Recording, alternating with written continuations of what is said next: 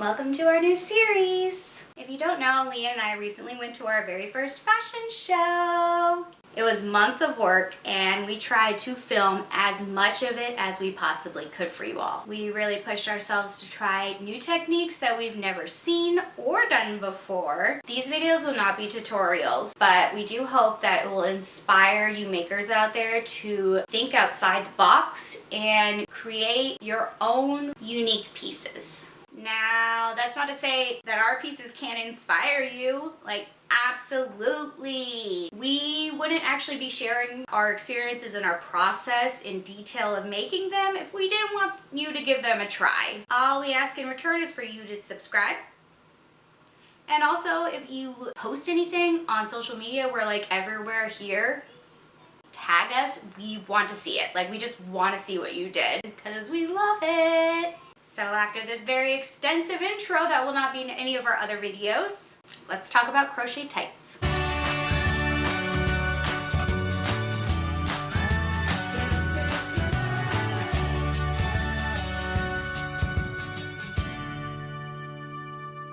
Missy and I like to refer to our models more of as a canvas. So when we decided what looks we wanted to do, we waited until we saw each individual model so that we could design items specific to their features. So when we saw Taylor's social medias, I was instantly like, we need to put something on those legs. That's where the journey began with the tights. We had discussed doing several different ideas, leg warmers, but then it transitioned to, okay, if we do leg warmers, how are we going to keep them from falling? Because yarn does slip a lot. So we discussed elastics, discussed, some sort of garter belt concept. There was a lot of different things that we kind of tossed back and forth. And then I finally decided, I was like, you know what? Tights. I'm gonna put tights on our model. Sounds easier than the execution. How it all started for me was Leanne's giddy self giving me a call, and she had just had this like completely ridiculous idea, as usual, and she needed kind of a layout. Right, we're working on a ton of different pieces right now, so she needed a layout just to kind of like set her brain on what to do. She had crocheted a few squares in this like amazing neon color. We got our yarn from BluFiber out of Portland, and she sent me pictures of them with measurements. So I ended up sending Missy the concept, and she, with her sweet computer, made a little diagram. And I also did a diagram with, I made my own graph paper because I don't have any. Missy bought me some, so now I'm good to go. Computer?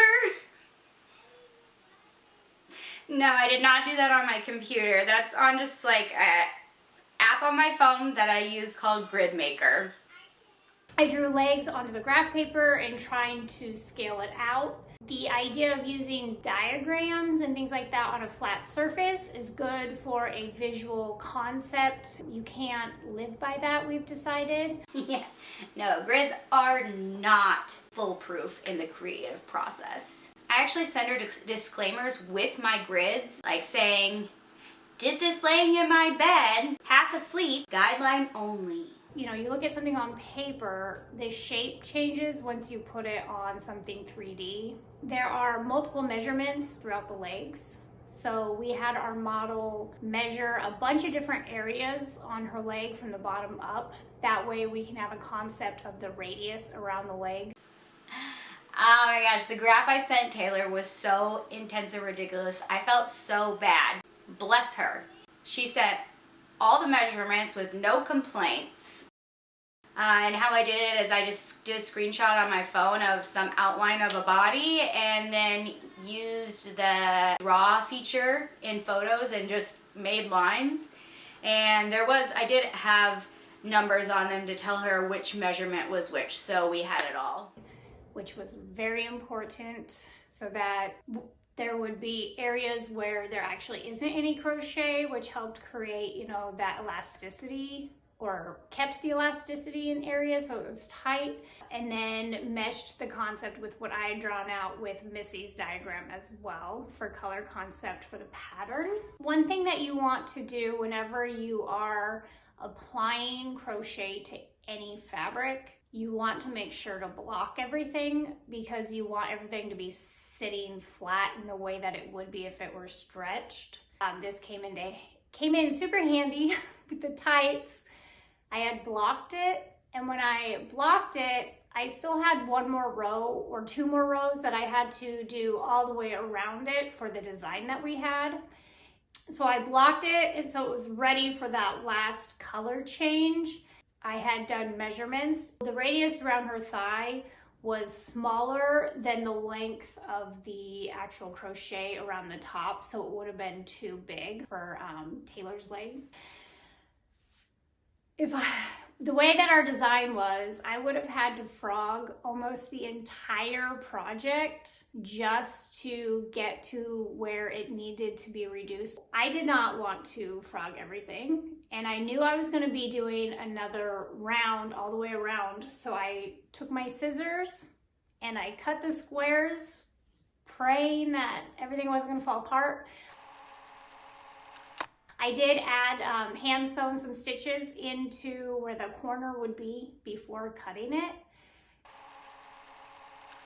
And you know, after I did that, it was a success. It actually worked. I was very happy about that. So as I was crocheting, I kept having to put the crochet on my leg just so I can see where, you know, bends and things would be on the leg so that I didn't have any weird bunching on the pattern. And it was very hard to do it on myself consistently, so I made this fake leg. I actually took an old pair of stockings or tights and stuffed them with some spare t-shirts. I made sure that the measurements in each area of the leg were to Taylor's measurements that I had, and it was really quite funny. And so that I could have it to my side and I could just, you know, put it on top and kind of wrap things around as I was working so I could look at it. That actually worked really well. I definitely, for this project, made a lot of unconventional tools for myself. I used a lot of cardboard for things. It was quite an experience. After I finished making the actual squares or piece, I had originally planned on doing 2 different designs on each leg so that it would be cool and unique. However, I was concerned about with the 3D imaging of it and things moving around the leg, so you won't be able to see everything at the same vantage viewpoint. I was worried about the balancing of colors since I was using so many different colors. Ooh, the neon makes me so happy. So I decided I would make both legs the same, and I underestimated the challenge of that. When you have to make 2 very identical things, it made it a little, it was fun, but it's not even identical. I had to also mirror the images. So once you have one done, you celebrate success, and then you have to do it again, but you have to do it flipped. That adds a whole nother challenge. Then it came to the time of sewing the pieces onto the tights. Tights, you know, stretch a lot and they move a lot of things. So then the next challenge was not alone attaching crochet to a very stretchy material, but also making sure that when they're on the body, that the design faces the same direction all the way around on both legs. So once I had started sewing everything on, I tried them on, you know, here and there just to make sure things were sitting properly as I was going. When they stretch out, that they're still gonna sit in the right spot, all the design. And I had gotten to the very top, and the triangles at the top actually kind of naturally just flared out. I hadn't tacked that part down yet at the very top where it would go around the thighs, and I loved how it just almost flowered out around the thighs. So I decided we're keeping that. And of course, to make things harder, I decided to add boning to it as well.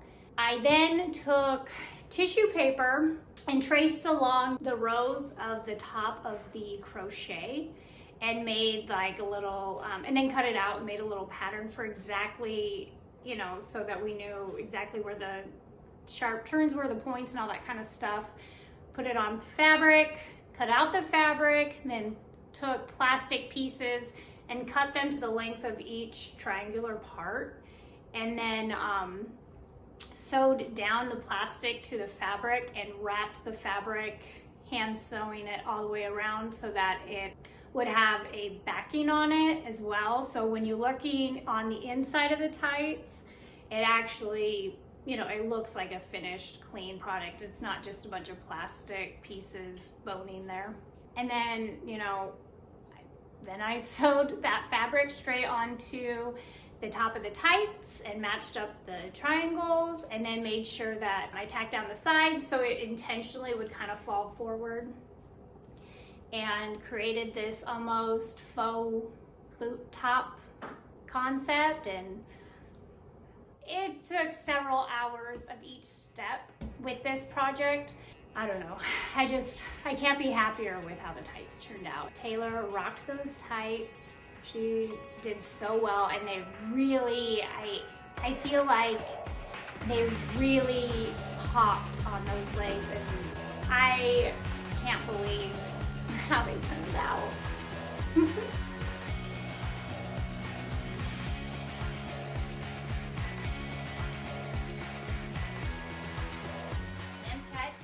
Gorgeous, walking down the runway on Taylor's legs.